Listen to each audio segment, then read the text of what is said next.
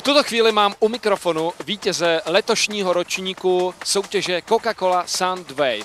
Honza alias DJ Brad. Čau Honzo. Čau, čau. Jaké byly tvoje první pocity, když ses to dozvěděl? No, tak byl jsem nadšený, no. Říkal jsem si, že fakt děkuju těm lidem, kteří za mě pro mě hlasovali, no. Dával si tomu hodně procent, nebo čekal si na náhodu, nebo...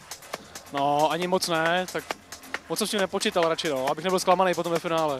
Kolik vás tam tak bylo? Vzpomeneš si? Myslím, že 16. Jak dlouho jsi předtím hrál, nebo jak se tomu dlouho věnuješ, než jsi poslal to CDčko?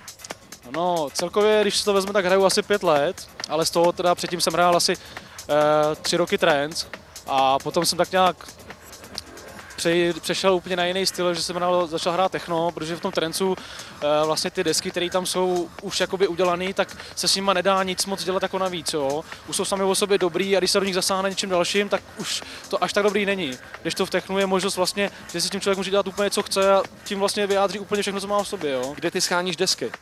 No, já to mám trošku takový horší, protože já se tady v Čechách opravdu nevyberu, takže objednávám desky z Anglie a z Holandska, z krámku a vlastně od nich jsem to objednával vždycky, jo. Akorát z toho Holandska jsem začal v poslední době objednávat, protože tam to mají fakt dobrý. Co čekáš od Istanbulu?